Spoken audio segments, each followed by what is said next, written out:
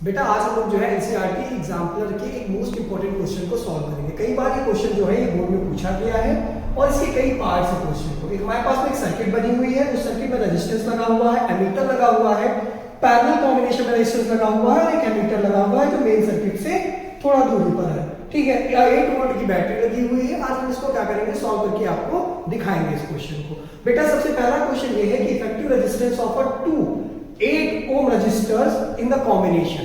बेटा जो 8 ओम के जो दो पैरेलल रेजिस्टेंस लगे हुए हैं इसका इफेक्टिव रेजिस्टेंस क्या होगा, इक्विवेलेंट रेजिस्टेंस क्या होगा। तो आपको पता है पैरेलल रेजिस्टेंस कैसे सॉल्व किए जाते हैं, उसको हम सॉल्व करेंगे। बेटा इफेक्टिव रेजिस्टेंस आज हम आपको निकाल के दिखाएंगे। 1/R equivalent equals to 1/8 plus 1/8। तो बेटा ये सॉल्व होके कितना निकल के आएगा, पहला क्वेश्चन ये है हमारा।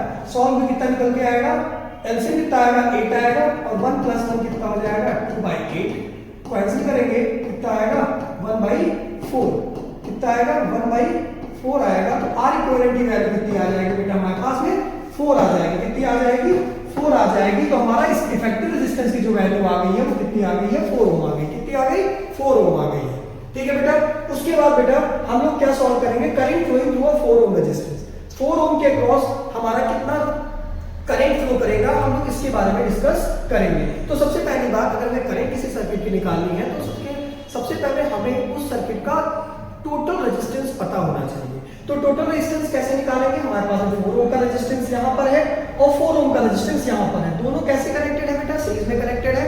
4 ओम प्लस 4 ओम कितना हो गया, 8 ओम। कितना हो गया, टोटल रेजिस्टेंस कितना आ गया बेटा हमारे पास में, 8 ओम का आ गया। कितना आ गया, 8 ओम। 8 ओम की बैटरी लगी, 8 ओम का रेजिस्टेंस है। तो बेटा करंट का फॉर्मूला क्या होता है, I = V/R होता है। V की वैल्यू कितनी है, V की वैल्यू 8 वोल्ट और रेजिस्टेंस 8 वोल्ट। करंट कितनी आ गई सर्किट में, 1 एम्पीयर।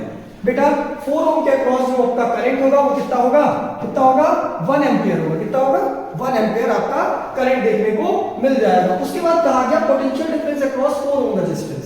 बेटा पोटेंशियल डिफरेंस का फॉर्मूला क्या होता है, पोटेंशियल डिफरेंस का फॉर्मूला होता है इस 4 ओम रेजिस्टेंस के अक्रॉस आपसे पूछा गया है कि पोटेंशियल डिफरेंस कितना होगा। तो सबसे पहले बेटा पोटेंशियल डिफरेंस का फॉर्मूला V = क्या होता है, IR होता है। करंट आपने निकाल लिया है, कितना आई सर्किट की, 1 एम्पीयर। पूरी सर्किट सीरीज में है, करंट सेम रहेगी according to conservation of charge.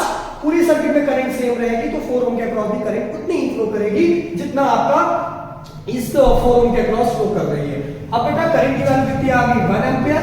Resistance कितना है, 4 ओम। तो बेटा हमारा वोल्टेज ड्रॉप कितना आ गया, 4 वोल्ट आ गया। तो potential difference across 4 ohm resistance is 4 volt. Okay बेटा, ये बात आपको समझ में आई। उसके बाद बेटा हमारा जो फोर्थ क्वेश्चन है वो power dissipation in 4 ohm resistance. बेटा हमने जो है पावर डिसिपेशन जो है 4 ओम रेजिस्टेंस के क्रॉस निकालना। आप सभी को पता है पावर के कई फॉर्मूले होते हैं। तो हमारे पास में 4 ओम रेजिस्टेंस है और करंट।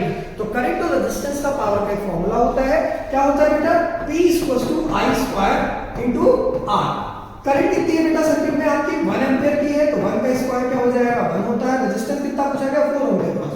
तो 1 का स्क्वायर 1 × 4। तो पावर कितनी आ गई, 4 वॉट आ गई। कितनी आ गई बेटा, 4 वॉट। मतलब 4 ओम के अक्रॉस जो है आपका पावर डिसिपेशन कितना आ गया है, 4 वॉट आ गया। कितना आ गया है, 4 वॉट बेटा निकल के आया है। अब बेटा सबसे इंपॉर्टेंट सवाल जो है ये पूछा गया, तो बच्चे काफी यहाँ पे फंस जाते हैं कि difference in the ammeter reading if 2 ammeters are connected A1 and A2।